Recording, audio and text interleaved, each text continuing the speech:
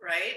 Why don't we get started? Hi, welcome everybody. My name is Robin Foman. I am the coordinator of the MIDD Behavioral Health Sales Tax Program at the Behavioral Health Recovery Division in the Department of Community and Human Services. And I'm joined by my colleague and MIDD Advisory Committee member, Mario Paredes. Mario, do you want to introduce yourself? Hi, Mario Paredes, Consejo Counseling, Executive Director and a member of the MIDD Advisory Committee. Thank you, Mario. And I just want to make sure everyone knows we are recording this session so it can be made available to folks who might not have been able to make it today. So I am going to share my screen. Tiffany, if you can let any additional people who join in the room, I won't be able to see as much. We're here, as you all know, to talk about and then just going to give me a second. I always get a little confused with what screen I'm sharing here.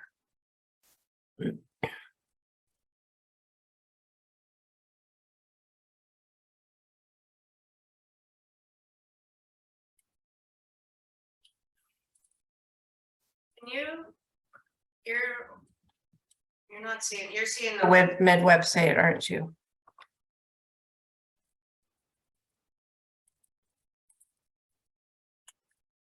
Here.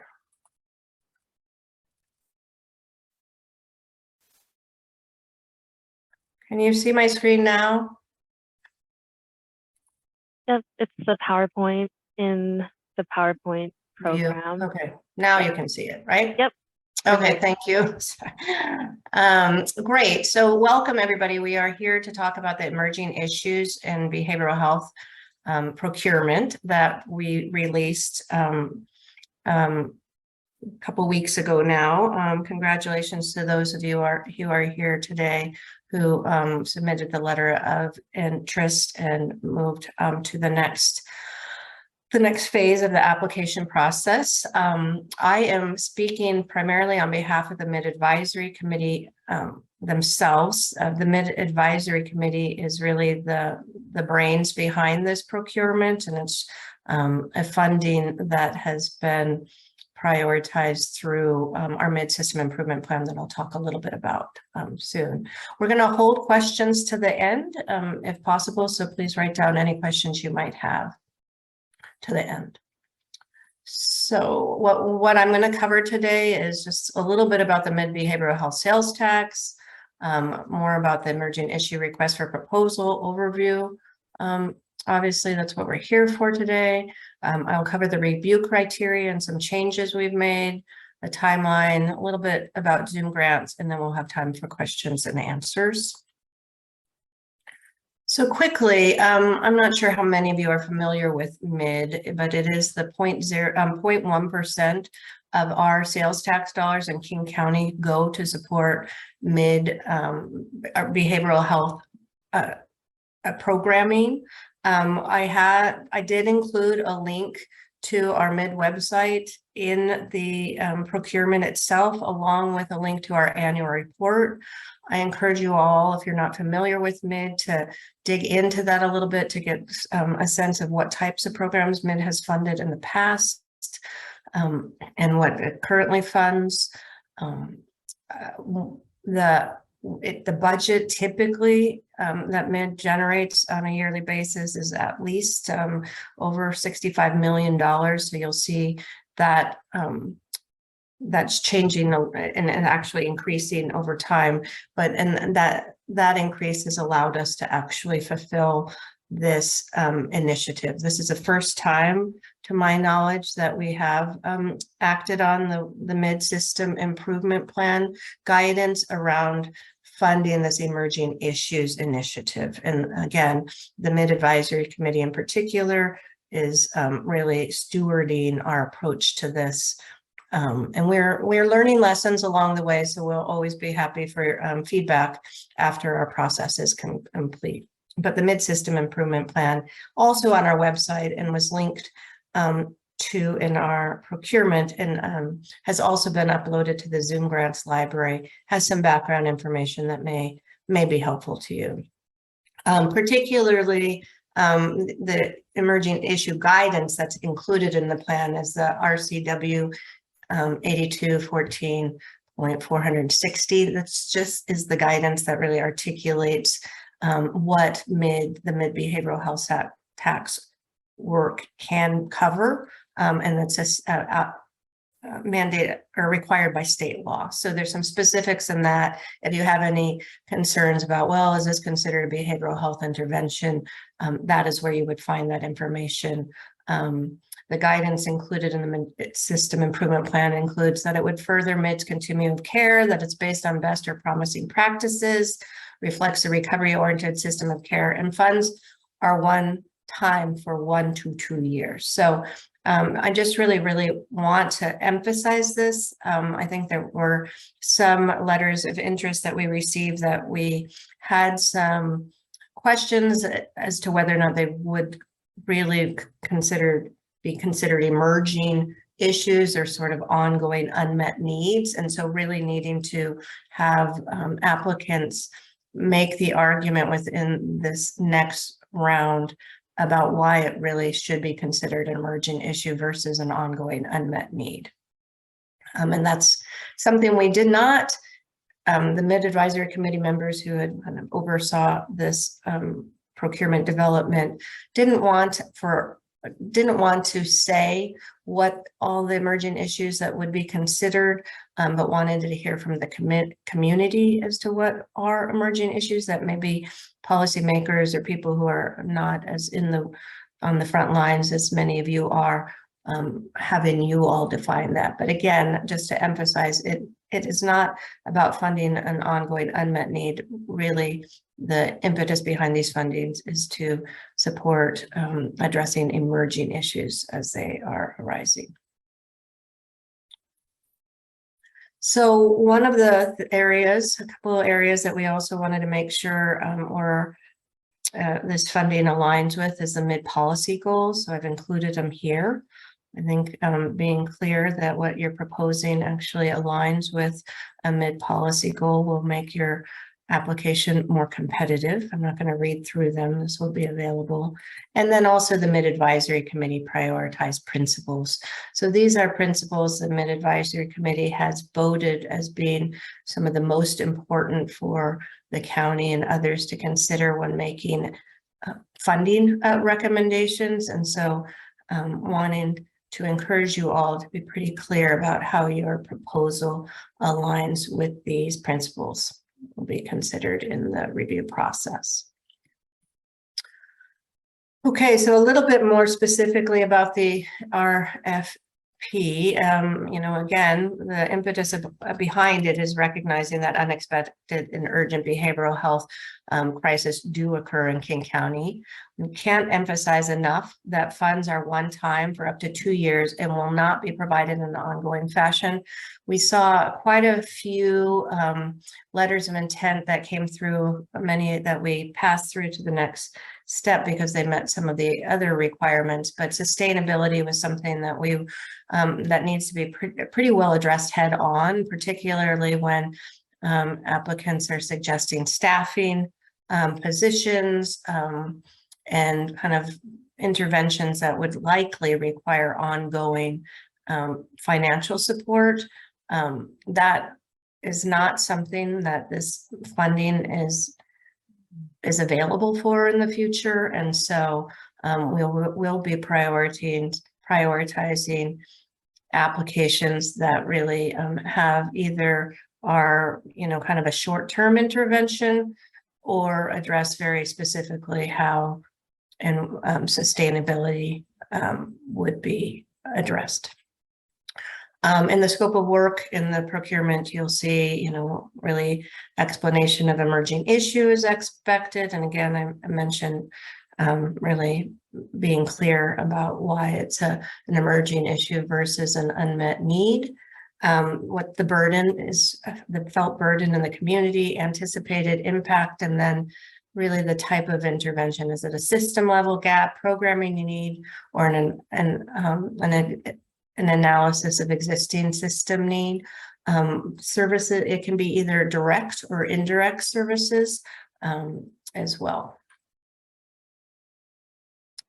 Eligibility, the MIDD Advisory Committee members who provided oversight in the development of this RFP wanted to keep it pretty open-ended in terms of who was eligible to apply. So you'll see that it's for-profit, nonprofit organizations, community-based organizations, tribes, tribal organizations, faith-based organizations, and both public or governmental agencies serving communities in King County. The organization doesn't necessarily have to headquartered be located in King County, but there was an expectation that agencies who participated, the most competitive, will be locally based or at least have an existing presence in King County already. And then small nonprofits, community-based organizations are encouraged to provide. We wanted to be clear that for providers or proposers who are already receiving MIDD funding for an existing initiative may apply. However, the proposal must be for a new project or activity outside of the current MIDD scope of work. And that, again, interested proposers must have demonstrated experience working with communities on issues related to behavioral health and or social determinants of health. We have approximately $1.3 million available. The advisory committee members overseeing this have set an expectation that funds can be up to, agencies can apply for up to $200,000 per year for up to 2 years of funding. So for the 23-24 biennium, depending on how many applications we get and at what level of funding they request, it will determine how many grants are actually made. But we are not encouraging everybody just to go for the upper limit unless your project proposal and budget can support spending those dollars within the 2-year time frame. So here is the timeline, and sorry about some of the changes. I'll just apologize for some of the changes in the timeline. We received 49 letters of interest, so we were not anticipating that level of interest, and so it took us longer than we anticipated to review those letters and make decisions about movement forward. So we have pushed the proposal due date back slightly to account for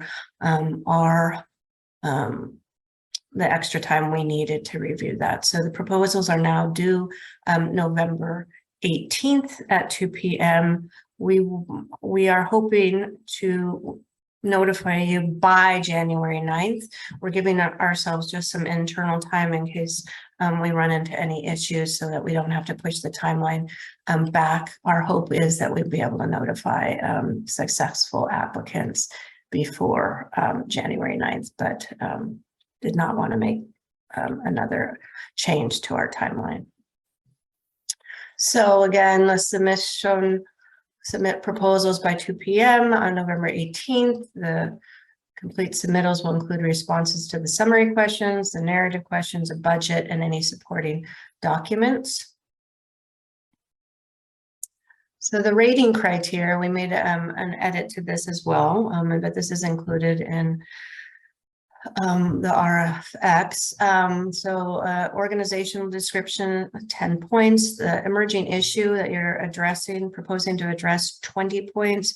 We did make a change again in the project description area where we increased the sustainability amount to 15 points, just to reiterate that addressing sustainability concerns in your response and your application of proposal will be really important, and that's going to be one area that we just wanted to communicate maybe perhaps more clearly than we did through the letter of intent process, but that will be something that we will be looking at closely. Equities and social justice, and then just budget and fiscal at 10 points each. Total point score being 105 points. We did include, if we do need to move to interviews, there will be 25 potential points through the interview process. That would be part of the scaling system. So I wanted to make sure you all know and knew this, that just to reiterate, there's grant assistance and capacity build consulting available on the PowerPoint that will be uploaded into the library. There's a link, but here is the actual URL at the bottom here where you would go and apply for support from the consultants available. Again, this is free. There's also capacity building consulting available outside of the actual grant application process, and I would encourage you all to just become familiar with what this resource is, because it's a pretty great offering the county is currently able to offer to organizations like yours. So I think you're all fairly familiar with Zoom grants now. We do have Tiffany here in case there's any particular questions in Andrea's absence, but we will be using Zoom grants to manage this procurement. And then that was my last slide. So any questions you all might have to share or to ask. And I see in the, how many LOIs out of the 49 received move forward to this next round? I think we will. I actually don't have a real clear picture on that right now, but that's something that we will look into and update in our response to the questions. Sorry about that. Any other questions? And Mario, is there anything you would like to add? No, just I'm just going to emphasize what you already did, which is sustainability is going to be very important as you submit your proposal. Think about ways to sustain the program in the long term and submit a plan along with your application.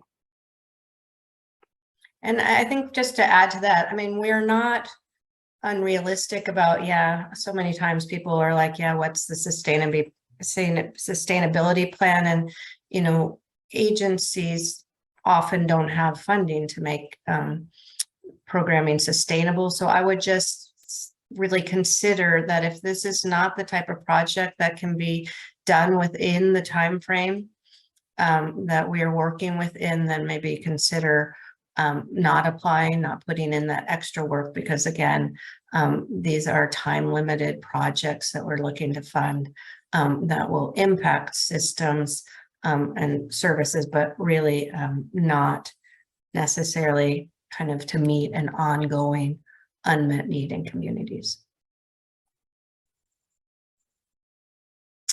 Do we have specific guidance for how to structure subawards? What is the allowable indirect cost? We typically, if you don't have your own federal indirect costs articulated, then BHERD usually uses the 10% indirect.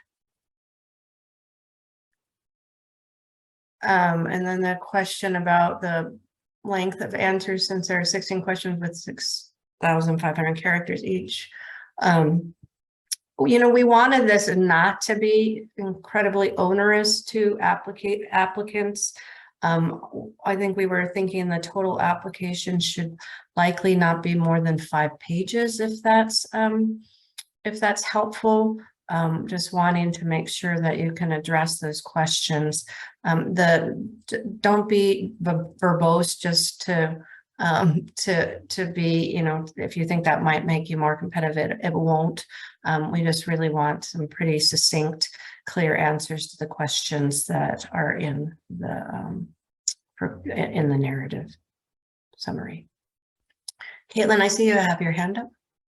Yeah, I am looking for just a little more clarity along with, it looks like Heidi, on the difference between an unmet need that's ongoing versus an emerging idea.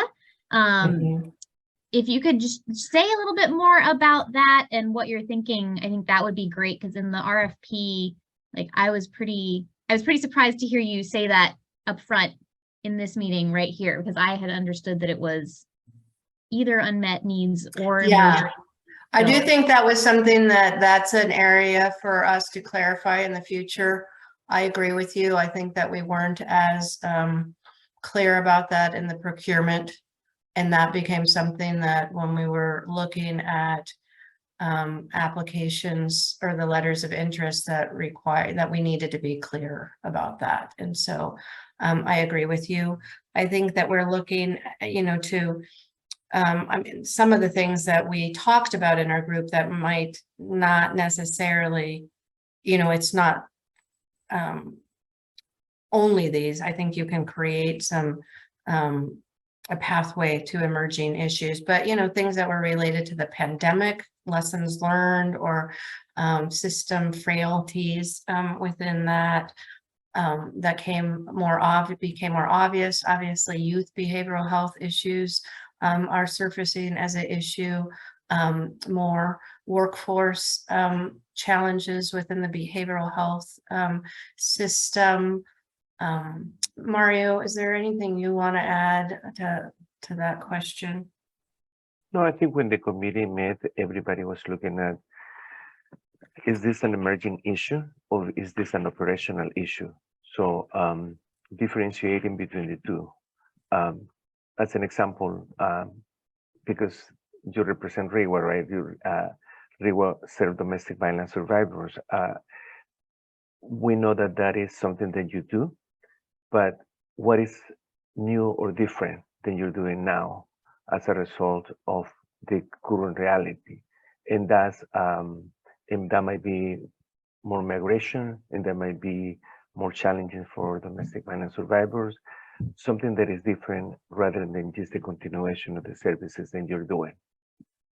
And, Yeah, and we know, certainly. and we know that there are a lot of emerging issues in the community that need to be addressed. I think some of the applications did not verbalize that very clearly in the application, and that was difficult for the review committee, which was about 5 individuals. And so just to follow up on that, if we've made it through to this part of the process, everyone on this call obviously has had an approved LOI. It sounds like we can't necessarily take that as an endorsement of our idea being an emerging issue. Yeah, I think that to some extent, yes, I would say that is.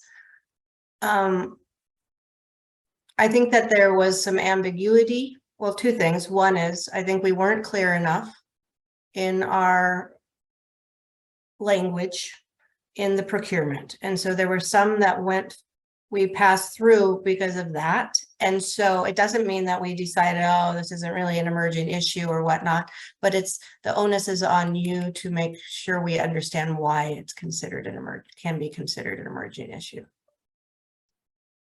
Okay, I think that helps me understand. Okay, and Okay. yeah. And Thank you. Kathleen, I think the other thing is, if you made it to this round, it's because we do believe your application has merit, and perhaps did not fully explain what an emerging issue was, but did address it at some level. And I think it's just building on the current application that you have. So in other words, if we maybe didn't spell it out very clearly in the application, the committee could understand how it could be an emerging issue. There's at least an endorsement of that. Yeah, I would say so. And the other thing is, we were really also looking at innovation. It's not the same thing that's usually been done, but what is going to be innovative and new about people's proposals as well, or what they were proposing. Great, thank you so much. Yeah, Olivia? Hi, Hi. different sort of question. I'm the person who asked a minute ago about the indirect costs and all this technical stuff. So our idea depends on a subcontract with University of Washington, and they're excited to do that, though their pre-award grants team is very high level and they're asking some pretty complicated questions. So I just want to clarify with you all, are we kind of free to structure that relationship according to best practice in our organizations and just present what that would look like to you? Or does King County have some special rules and regulations about how they can approach a subcontract? And is there maybe a fiscal person that I should talk to before we jump into that? Yeah, I do not know the answer. I can connect you to our fiscal folks or if you can send us that written question, then we can get an answer and post it. I mean, I do know, obviously, the University of Washington, which has a pretty significantly high indirect rate, and I'm sure we've had to pay that in the past. I think that might, so I don't see that we would say no, but it would just depend on what the overall budget is. Does that answer your question in terms of kind of the specifics of at UW? Yes, I think so. And just like I'm forwarding that on to both of the fiscal teams for those organizations. Yeah, if you can submit that question in writing, I can get an answer and we can post it in Zoom Grants. Wonderful, thank you. Yeah. Any other questions? There's a couple in the chat. Oh, okay. So is there a budget tip that we have an example of a budget template that we can make available if helpful, but we were also leaving it up to your organizations to use a template that maybe works best for you. So we do not have a prescribed budget template. And the non-scored questions and optional logic model, if they're optional, why are they in there? Because some people, I don't know, because we wanted to make that optional. I think sometimes depending on an organization, depending on what their intervention is, visually representing it is a helpful way to communicate the intervention. That's purely, it's not a trick question. It's optional. If you'd like to add a logic model, we look at it. It's not an expectation.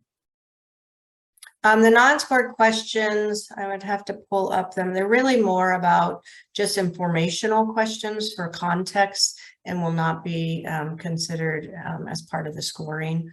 I think, you know, familiarity with MIDD was one of them. And I think that was just for us to understand whether or not agencies have received MIDD funding in the past, how much they're, you know, do they have connections to the MIDD behavioral health sales tax fund in any way, but it's not a deciding, there's no weight given to that. It's just really for context.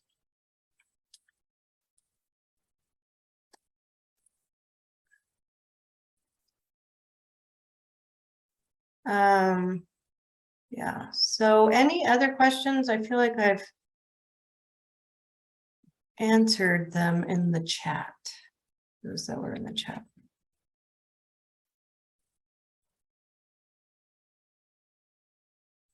At the end of this process, we will be asking for feedback. So anytime you have feedback around this, again, this is our first foray into this, and we are learning lessons as we go along, and next time we're hoping to improve on some of the things that maybe we can clarify to make easier for you all in the future. One new message. The email to submit questions, Tiffany, does that go through Zoom Grants, or we also have here's the, let me share this here. Let me see if I can. Questions can go to DCHS contracts@kingcounty.gov. Is this I'll put it in the chat. Okay, perfect. Yeah. Okay, if there's no other questions, then I think we are reached the end of our meeting. We are available to answer questions until, so as you have more, until November 4th. And we'll work to keep those updated as they come in. So please keep that in mind. Questions can be answered until or submitted until November 4th. All right, well, thank you, everybody. I appreciate you being here and your interest in this funding source. Thank you so much. Yeah, thank you.